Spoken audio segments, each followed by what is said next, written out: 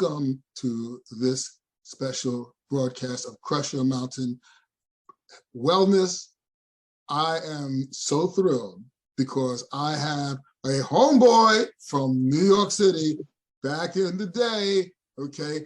I have him here with me, okay? And we are going to talk about some stuff, man, all right? So, for those of you that don't know, I am from Cambria Heights, Queens. There was a graveyard that separated me from this man's town. He is from Laurelton, but more importantly, he's still there, and he has made tremendous waves in the field of not just coaching, but particularly in bodybuilding. Let me introduce to you Mr. Natural himself. Let me tell you about Gene Laguerre. He's the CEO of Mr.Natural Corporation. Over the past 30 years, he's been impacting the lives of individuals over 50, specializing in weight loss, building muscle, and improving strength, flexibility, lowering blood pressure, and improving overall health. Health and fitness has been his life for the past 40 years. He's grown up before technology, and that's the cool thing, so did I. And so being physically active was the norm, believe it or not. In today's world of automation, people have become less physically active, and most people over the age of 40 are suffering from obesity, high blood pressure, or diabetes. Being on some type of medication with half a dozen side effects or more is the new norm. Gene has designed workout programs with proper nutrition to lose body fat and build muscle, help lower blood pressure, and get your body feeling stronger and becoming healthier. This is a man that is in my wheelhouse. I learned from him, and he's incredible. Let me introduce you to him once again. Gene Laguerre, Sr., welcome to Crush Your Mountain Wellness. Oh, thank you. Thank you for that wonderful introduction, Henry. Absolutely. Yeah, it has to become a way of life, which is what I address to clients all the time, because too often than not, people that become sedentary, they make a very big deal about living an active lifestyle. As soon as they come out of high school and college, it just becomes something that becomes a distant memory. And in their mind, once 10, 20 years elapses and they haven't been physically active, they start thinking, oh, I'm too old, it's too hard, I don't want to do it. Meanwhile, as soon as those doctor visits go south and all of a sudden the high blood pressure's there, the type 2 diabetes, the obesity, all kinds of back pain and shoulder pain and knee pain and hip pain, now they don't have any choice but to address the problem. But I say, why wait until the problem surfaces? Live the lifestyle from the beginning. Well said, sir. I gotta tell you something. I know exactly what you mean. Long story short, I've kind of been through it myself. I always try to do a little exercise over the years, but I fell prey of some of those bad habits, the eating lifestyle, the oversleeping, being a little bit more sedentary than I needed to. But it wasn't until I decided to take my health into my hands I was able to turn things around and reverse things. Let me ask you, you're up there in Laurelton, you've been there pretty much forever. What is your origin story? How did you get your superpowers? Could you tell us a little bit about you? How did you become Mr. Natural? Well, I like that, especially being the comic book buff that I was growing up. It was always an influence, from looking at these superhero characters in comic books and just thinking like nobody in real life could ever have a physique of this magnitude. But superheroes represented strength and goodness and taking up for the weak and, just doing all of these positive things. And then the physiques were incredible. So for me growing up as a kid, I was very athletic. I was that kid that rode his bike every day, that went to the park every day. In high school, I was in 3 different sports, from football to handball to wrestling, and then bodybuilding became sport number 4. So being extremely active it was what I loved doing. I loved doing anything that made me sweat, that made me, show my athletic ability, and I had a very high competitive drive when I played sports. Obviously, it means I want to win. So I was that kid that would go to the park when nobody was there, work on my game, perfect it, and then eventually by the time the park got crowded, you couldn't get me off the court. So going back to high school football, I got into the weight room, and within 3 months, I was squatting 400 pounds for 20 reps. I maxed at 6, at 185 pounds. At 6'1", I was bench pressing 225 5-6 times, and all of a sudden my body started to transform. And when this happened, people were noticing. People that didn't know I was even training were looking at the visible changes of my body, including teachers. So a friend gave me a magazine that had bodybuilders in it, and I found out they had competitions for teenage bodybuilders. And I saw the Teenage New York City, and I thought to myself, you know what? Why don't I give it a shot? Why don't I train for a year, and I'll enter the Teenage New York City and see how well I do? So I committed myself. I trained 6 days a week, 4.5 hours a day. Went to a dance school to learn how to pose. And everyone asked me, how did I think I was going to do? Because I was training in my garage. There were no gyms in my community. So it was just basics, squat, bench, curls, pull-ups, dips. Excuse me. All of the basic fundamental exercises, and with a very high level of intensity and effort. And I thought in my head, I said, I believe I'm going to place first or second. So when I went into that show and I took second place, a goal had been met. And the kid that beat me was 19. He had been training and competing for several years longer than me. And I thought, for my first time out, I thought I did really well. That's amazing. That's amazing. And you went on to win 23 consecutive rows, Well, 23 total championships, but within the first 4 years, by the time I was 20, I won 13 championships, and I was, only training for 4 years. And then by the time I was 25, I won 18 championships, including the Mr. New York City, which I won twice. And at that point, to win 18 in 9 years was like a dream. Like, how did I have that much success in such a short period? Particularly, I was still training at home on my own in my garage without any fancy equipment. And then it wasn't until I did my first national competition when I was 22 that I realized, that there was such a thing that existed called steroids. Because I weighed about 205, and the second smallest bodybuilder in my lineup was 20 pounds heavier than me, and he was shorter than me.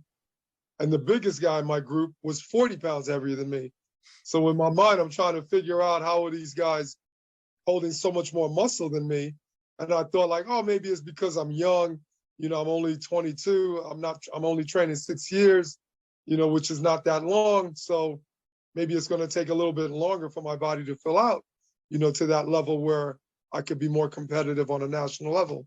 Until I heard that these guys were on steroids, and the reason that they held so much size was because of drugs. So then it was kind of like an awakening experience for me, because I assumed, as naive as I was at the time, that all bodybuilders train drug-free. I thought these guys all just kind of worked hard in the gym, dieted down, ate healthy, and built the physiques that they had. I never knew such a thing existed as steroids or growth hormones. Yeah, and you stayed the path of training natural. And absolutely. That really saved you, because there are so many individuals out there who are not alive today because of the steroids that they've used. I think of the wrestling world.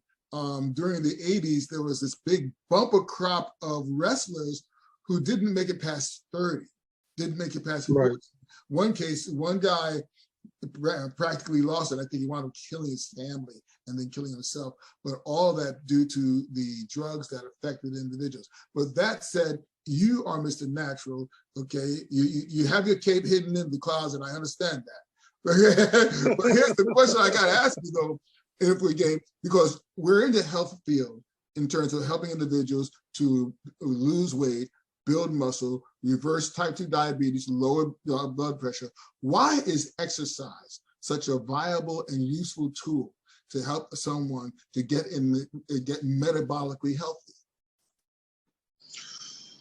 Well, that question is quite simple, Henry, because we were never meant to live a sedentary lifestyle.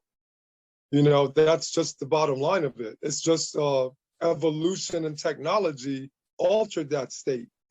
Because when you go back to, several hundred years ago, we didn't eat unless we hunted for our food. And if we weren't very athletic, the food we were hunting for hunted us.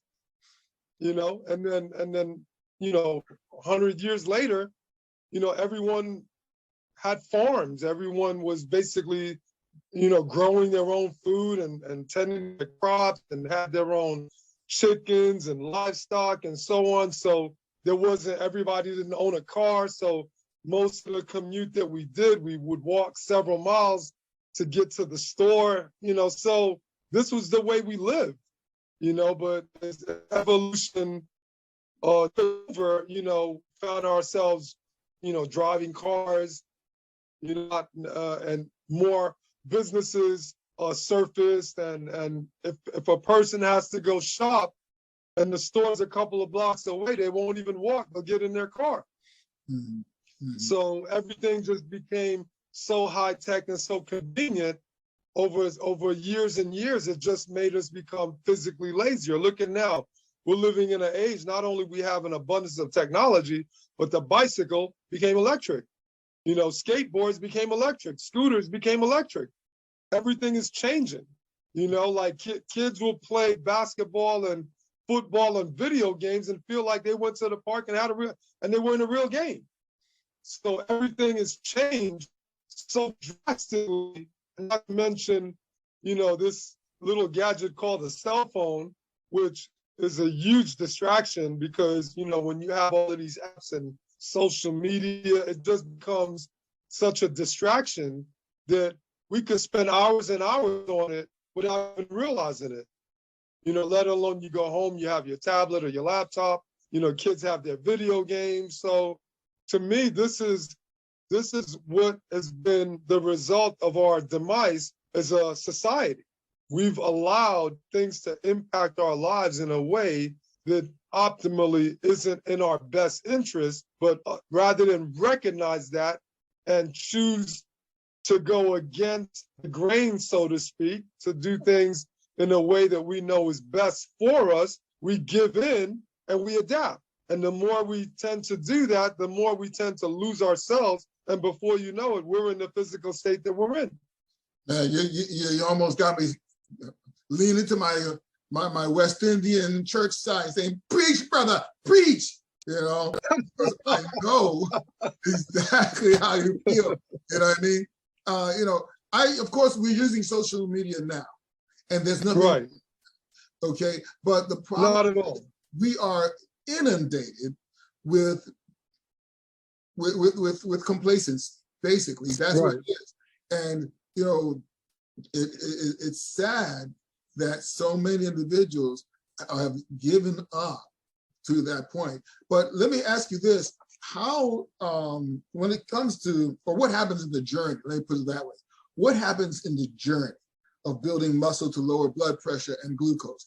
I've seen what happens, but I want everyone to hear from you so that they also believe me. Well, again, the more muscle mass your body carries, the more it metabolizes calories and nutrients in the body, and it just improves overall function. So oftentimes, one of the things that triggers diabetes is that, just like what we stated a few minutes ago about living a sedentary lifestyle, that's one aspect of it. The other aspect is we don't understand food. We don't understand the difference between a protein and a carbohydrate, the difference between a complex carbohydrate and a simple carbohydrate, and foods that are high nutrition versus foods that just kind of fill our stomach. Foods that help digestion and foods that go against the metabolism functioning optimally the way it's designed to. You have people that have such digestive disorders, they don't even have regular bowel movements. They may have a bowel movement maybe every couple of days rather than 2-3 times in a day. So when you compound that with a sedentary lifestyle and with a person that doesn't have adequate muscle mass on their body, and when I use that term, what I basically mean is if a person weighs 200 pounds, you should have the muscle mass to accommodate a body that's 200 pounds. But you have people walking around that weigh 200, that their muscle mass is designed to accommodate a body that weighs 160. So now, because of that deficiency, it causes the body, it stresses the heart, it stresses the joints. Your movement is more compromised because your body doesn't move with the same comfort and the same agility and the same athleticism, because the body's basically saying, you weigh 200 pounds when you should be 160, and I'm having a hard time transporting you from A to B. So we give into that and we become that much less physically active, and the body doesn't improve. And over a period of time, that deficiency of weighing 200 and having the muscle mass of a person 160, that ratio changes. Now, through the sedentary lifestyle, the body now becomes 220. From the lack of activity, the muscle mass now diminishes to 140. And this is what snowballs the overall health issues that most people are plagued with in today's society, without understanding all of these different. Yeah, I'm going to jump in there for a second, because the fact of the matter is that when that happens, especially with women, I see this, because the body is designed to respond to its to as you said, the muscle mass. So the skeleton will actually begin to become denser in order to support the muscle. That doesn't seem to happen when it's not, when it's just fat, when they're just putting on weight. So you have a lot of overweight, but you don't have the support. That also leads to some severe problems. So many times, up there we have a little area in Long Island called Long Beach, and so many times in those hospitals, you see ladies come in because they've had broken hip, broken fracture. They took a step because their body cannot support the weight. So, so many different issues. You see what I'm saying? But you're right, and I really appreciate that telling us about the metabolic challenges that come with not building muscle. Tell us a little bit about your approach to helping individuals who maybe they're stepping in the gym for the first time and they're over 50. What can we do with them? How can we help them? And even let's talk, jump in on anything you want to, but longevity as well. Great. Yeah, that's I love to answer that as well, Henry. Basically, for me, my focus is on function. If a person has, let's say something as simple as your ability to get on the ground. As adults, particularly older adults, and it may start even younger than people over 50, but the less we tend to go to the ground, the less able we are to do so.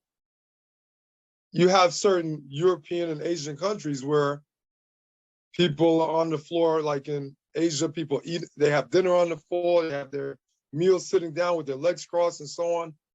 You have people in, countries where they can go into a squat and have a conversation with someone and sit like that for like a minute to an hour with no difficulty whatsoever. But here, we start sitting way too often, and then the chairs become higher and higher. So between the amount of time that we spent driving and the amount of time that we spent sitting, the muscles in our hip flexors and our core and our legs start to weaken.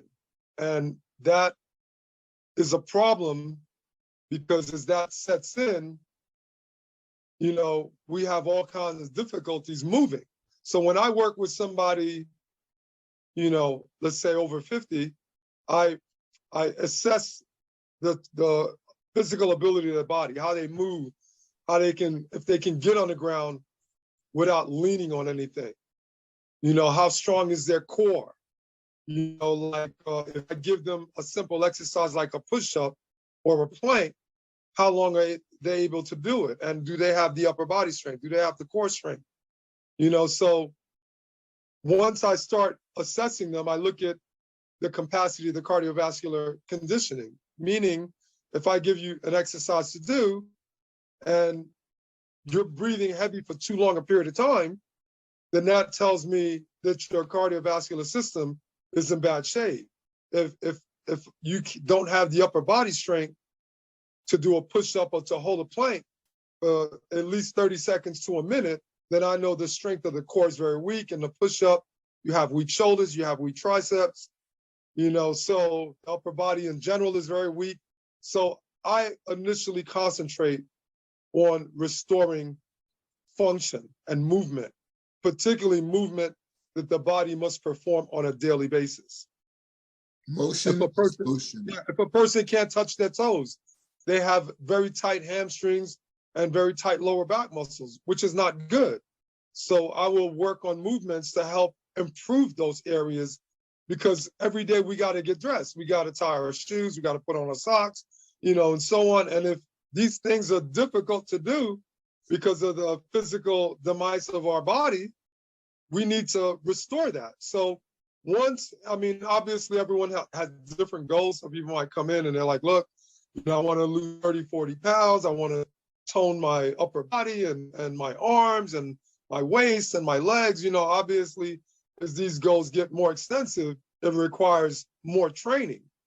But initially, to be able to meet these goals, we got to get the body in a state where its functional movement is restored and its cardiovascular conditioning is at a place where the body is not overworking to do the most basics of movements. Until we improve that, you can't just, as I say to clients all the time, order a body like you're ordering food from a menu. I want the one with the flat waist and the six-pack abs with the muscular arms and the toned chest and the tight round butt and the trim legs. It's not that way, because there's a major course of action that must be taken before you can have that.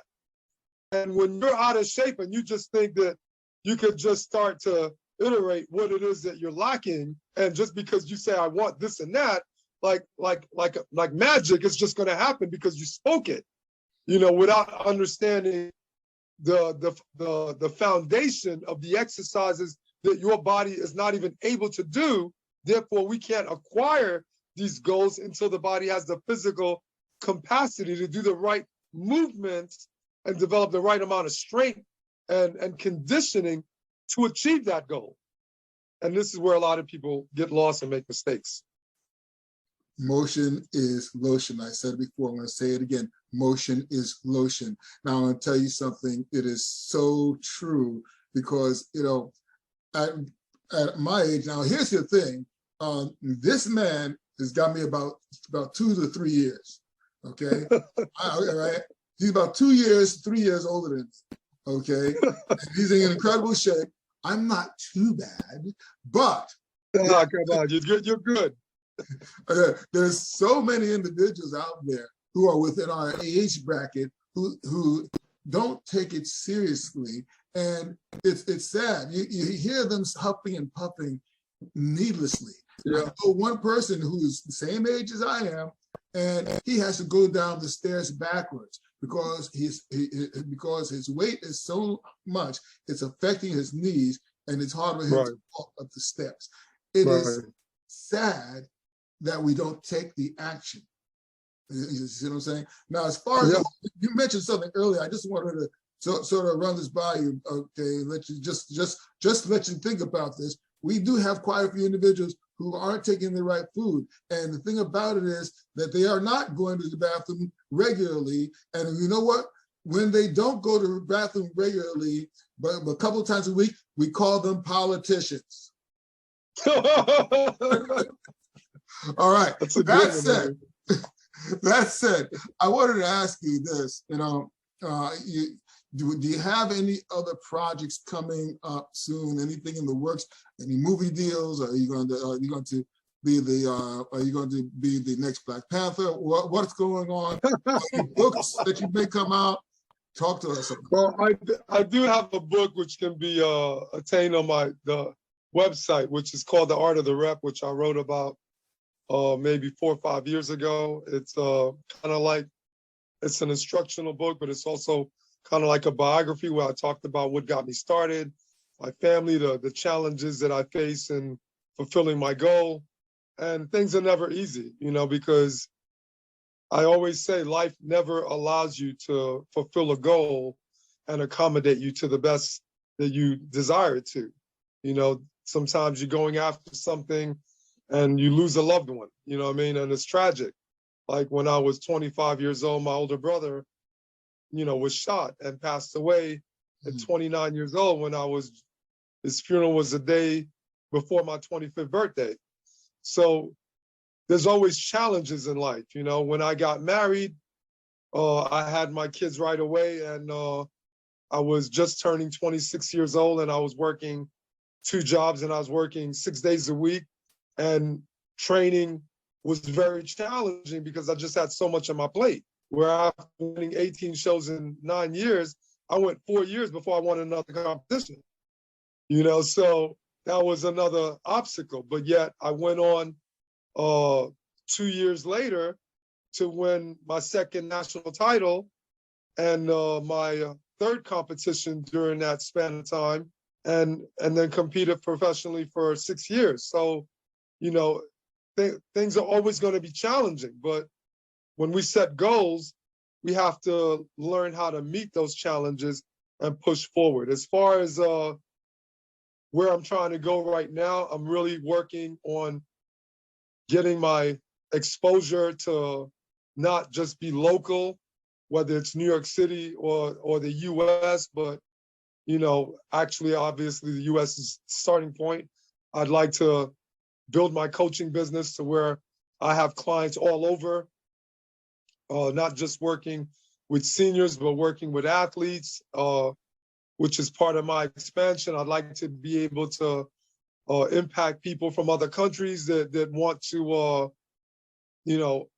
be inspired to know that they can build a bodybuilder's type of physique without the drugs and be healthy, because obviously what I did is not the norm. So very few people know that someone like me exists that has had the success that I acquired and did it 100% natural and drug-free. So these are the current goals that I have right now, and I'm also do a lot of work with seniors because, as you said, my clock is moving upward, in terms of age. I'll turn 60 in February, and my older sister just turned 65. So once I'm in the 60s, and 5 years, you could blink and 5 years goes, and all of a sudden you're like, oh my goodness, I'm 65. Did that happen?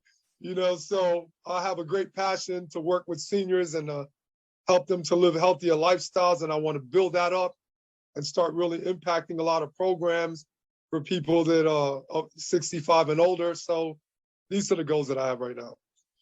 Amazing. Well, as far as you know the saying, Black don't crack. And I'm going to tell you what, okay?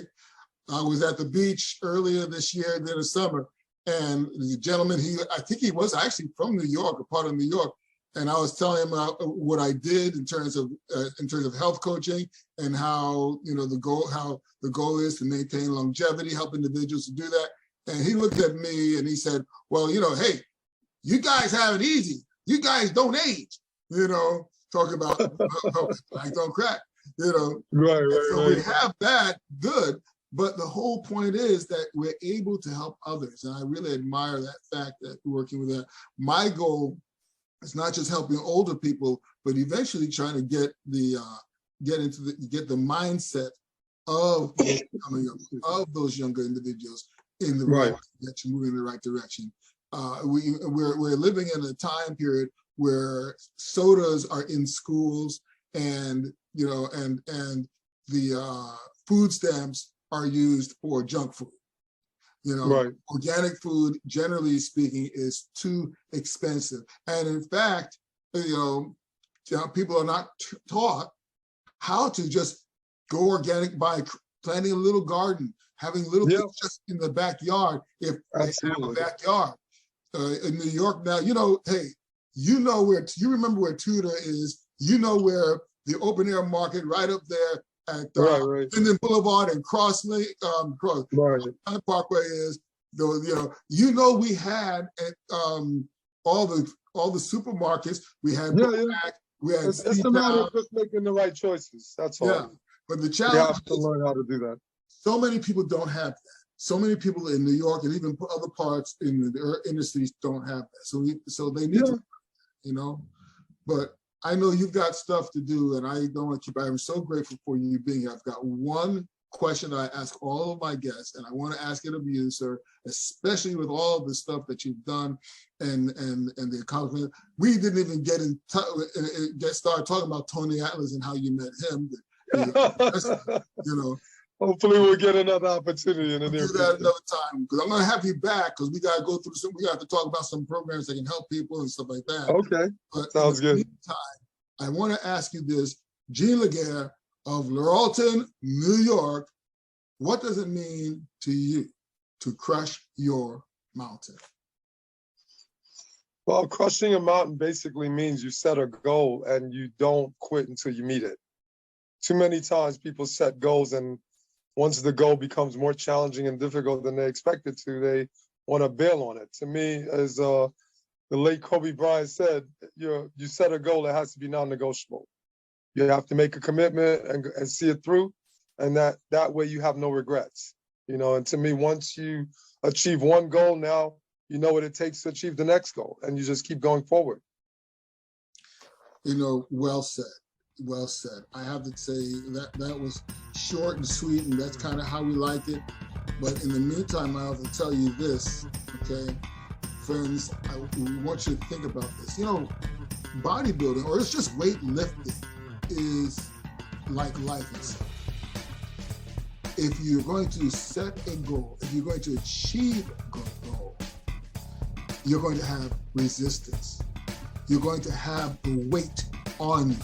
We want to encourage you to do just that, to set the goal to improve your health. You can get with Jean Laguerre, you can get with me. I still run Crystal's Transformational Coaching. We have tremendous success of individuals losing weight, changing their lives, and moving forward, setting a new path in life. The idea is that you have it in your hands, no matter what age you are. You may not want to look like Mr.Natural, but you can naturally get in the best shape of your life. So like I always say at this time, I want to encourage you all once again, don't just climb your mountain, crush through it. We'll see you next time. Thanks again, Jean.